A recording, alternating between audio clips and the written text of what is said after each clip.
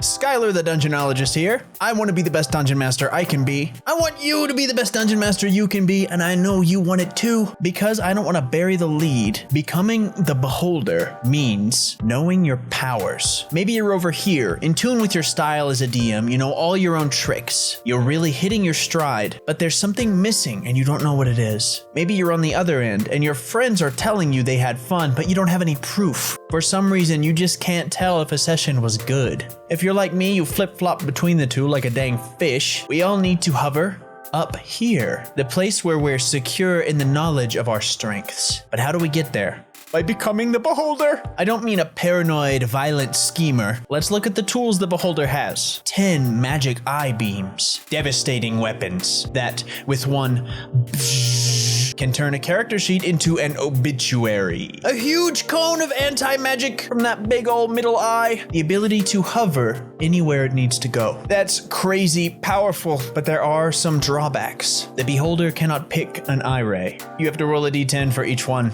They can't choose which of their strengths to utilize at a given moment. We can't control our players. I can't decide for them what kind of game they want or what sort of characters they're going to play. If I try to force it, I'm breaking the rules. There's even another layer of randomization with ADHD. Sometimes I just don't have access to the secret treasure in my brain cave that I need to focus on a given task. Those beams, those eye rays, they also don't work inside the Beholder's cone of anti-magic. The same power that can protect the Beholder from enemy spells limits its ability to use its own awesome power. It's a tool to be used in moderation. Your game prep, everything you do to get ready, all the notes you take. That's a 120-foot cone. It's mighty, but trying to prepare for everything, filling up all that blank space where your players are supposed to do their thing, it's going to limit you. It's going to hurt your game. Now imagine a Beholder. Whatever color you like, whatever shaped pupil you want, this is your Spirit Beholder. Your Spirit Beholder is powerful. It's floating. It can cancel out magic.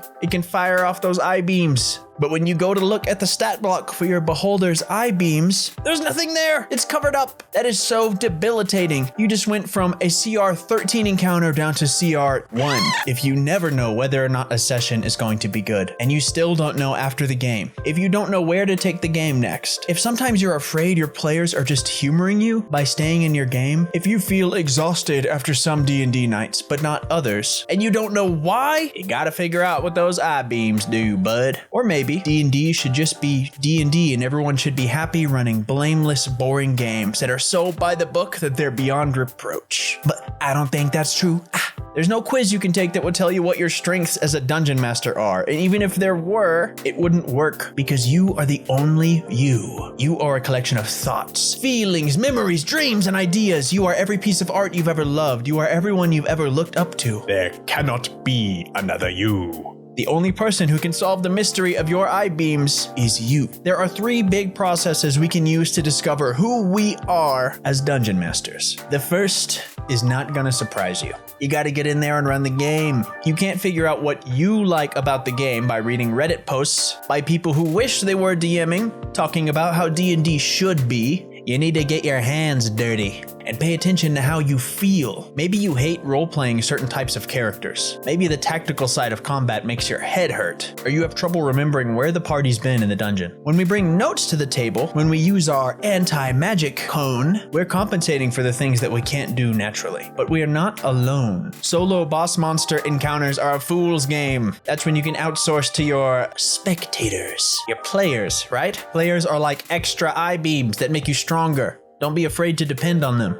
Do you know right now what your strongest powers are at the gaming table? If not, it's time to start tuning in to what you're doing in the game, what makes you feel good. The second process is a little more mysterious. You have to commune with your purest self. And you can't do that with your anti-magic cone on. Do you remember The Kid, the Disney prequel to Looper, where Bruce Willis had to get in touch with his 8-year-old self by taking care of him? Bruce Willis's kid self serves as the touchstone for everything he's lost trying to prepare for adulthood. He's so obsessed with departing from his childhood, with not embracing any of his weaknesses, with covering them all up. He's forgotten who he is. His anti-magic cone is always on. They don't talk about D&D in that movie, but I guarantee you that kid knows what kind of game he wants to run. the things you always return to, no matter what changes, those are pieces of that purest self. I keep coming back to things like Adventure Time and Star Trek and Rush because they left psychic, formative imprints on me when I was still too young to stop myself from being amazed. When I let those things shine through, when I let my deepest, truest influences filter through my unique consciousness, I do my best DMing. I do my best everything.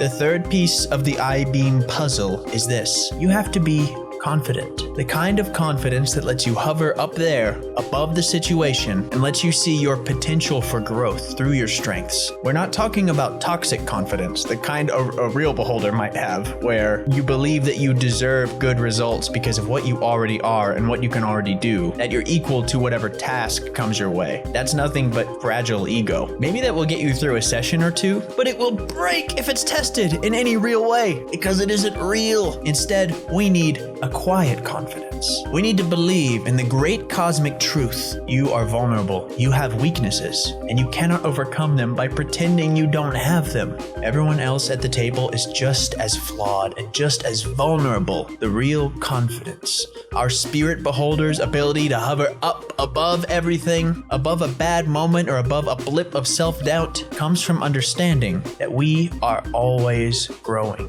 We can get smarter every day. We can become more empathetic every single day. We can become better dungeon masters every game. We can learn more about ourselves every time.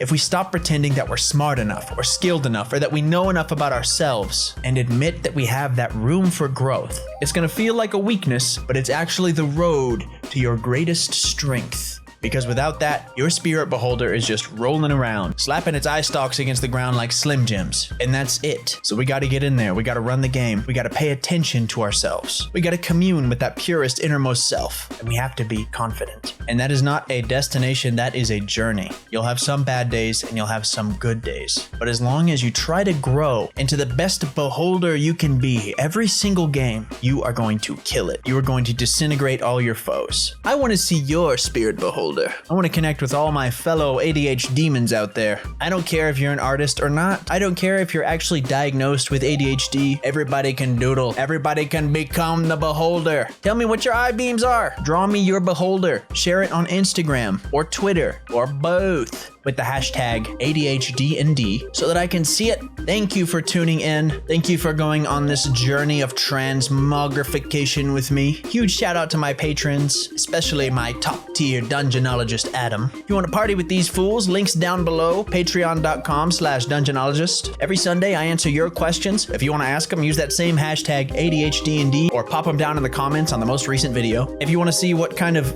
hooligan nonsense I'm up to on a day-to-day basis, you can follow me on Twitter or Instagram. The links, they're down below. And until next time, fly, you fools.